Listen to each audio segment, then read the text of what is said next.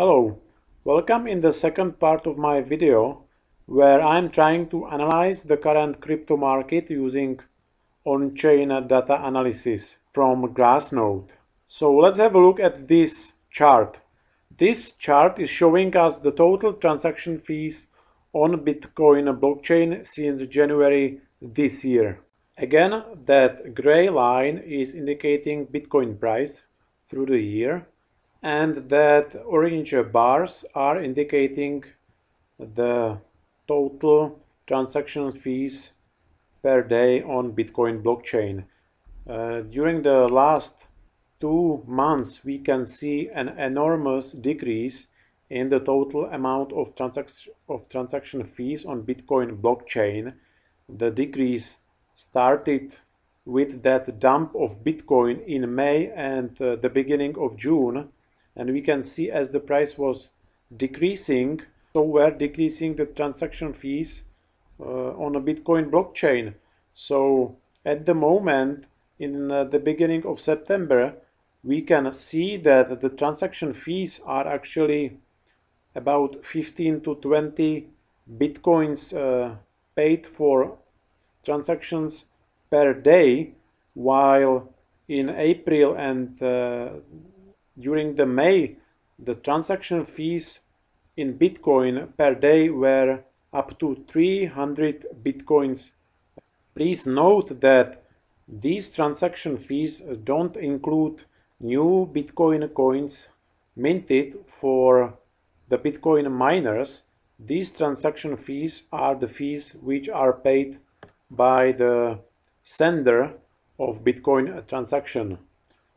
So this chart basically confirms what I've showed you in the previous video, with the number of transactions and the number of active entities on Bitcoin blockchain.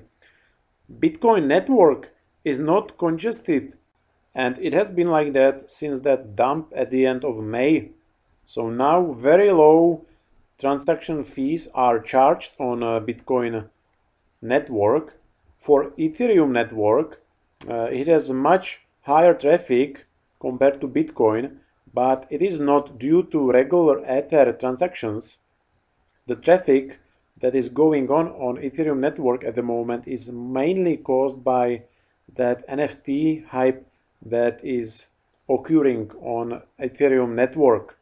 So even though the low transaction fees are charged on Bitcoin blockchain, the price of Bitcoin has increased from $30,000 per Bitcoin up to $50,000 per Bitcoin, and we don't see too much life on Bitcoin blockchain during the last few weeks since the end of May. So we can be wondering what will happen with Bitcoin price once that traffic and once those transaction fees will increase.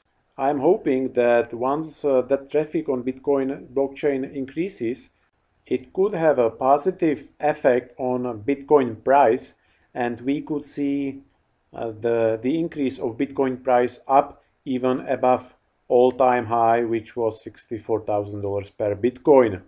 And again, this rise of Bitcoin price has not been caused by new investors coming to the crypto market, but very likely this rise has been caused by experienced long-term Bitcoin holders who found the price per Bitcoin at these levels very attractive, and they have decided to accumulate Bitcoin, hoping that the price will increase again. Now let's have a look at spend output profit ratio, which is price sold versus price paid per Bitcoin. Again, that gray line is indicating Bitcoin price. Then this orange line indicates that the Bitcoin has been sold, and this horizontal gray line means the value 1, and it basically shows us whether the Bitcoin has been sold in profit or whether the Bitcoin has been sold under the purchase price and has been sold in a loss. So all that orange line, all this Bitcoin has been sold above the purchase price, which means the Bitcoin has been sold in profit, while during these times in July this year, the Bitcoin has been mainly sold under the purchase price and has been sold in loss.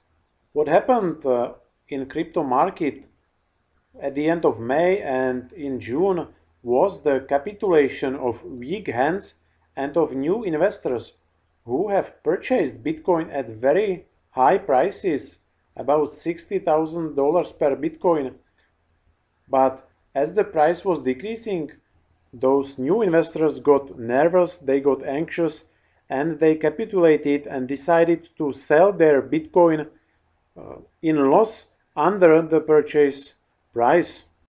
The same situation happened in March 2020 when there was also capitulation, and then the whole crypto market resetted and the rally continued again, and the Bitcoin started being sold in profit again, which then resulted in the continuation of the bull market.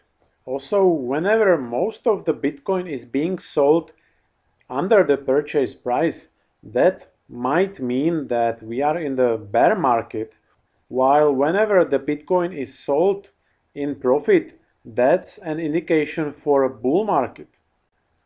Also, very promising situation happened in Bitcoin market. We can see that after this capitulation, the Bitcoin has started being sold in profit again, as this orange line is above that horizontal line. So once that Bitcoin started being sold in profit again, the market absorbed this selling pressure, and instead of dumping again, because there were a lot of people who started selling Bitcoin at these slightly higher levels, so instead of dumping again, the market absorbed these sells, this selling pressure, and kept increasing, kept pumping up, which is a very strong indication for a possible bull market. So what probably happened is that those newcomers to crypto market who purchased Bitcoin for $55,000 per Bitcoin here, they were forced to sell their Bitcoin under the purchase price, and those owners of smart money, those institutions, they've purchased Bitcoin again for these prices, and now everybody is waiting whether there will be a new group and new purchase power, new investors coming to crypto market, which, as I said, would mean that we are continuing in bull market. And another very interesting chart is so-called hodl waves, which is showing us the age of Bitcoin coins on the market. Again, there is this black line which is indicating Bitcoin price over time since September 2019, and we have got here 4 colorful waves which indicate different age for Bitcoin coins. So we have got here 4 different ranges. The orange wave indicates the coins, the amount of coins which are between 3 months to 6 months old. The light orange wave indicates the Bitcoin coins which are between 6 months to 12 months.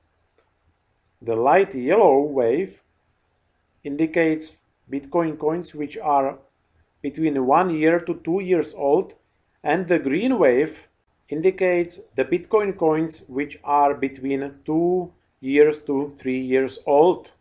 So we can see that over 55% of all Bitcoin coins on the market were older than 3 months up until November last year.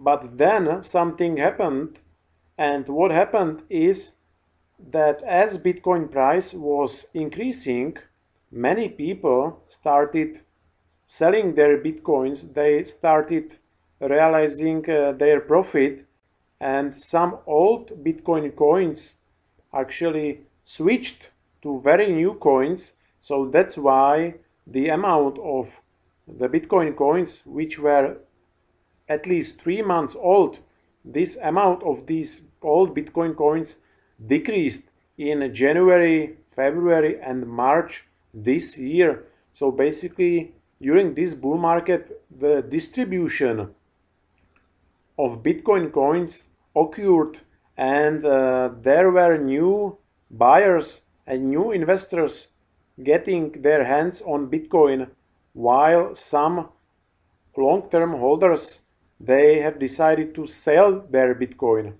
So we can see that February and in March this year, the amount of these old bitcoin coins significantly decreased.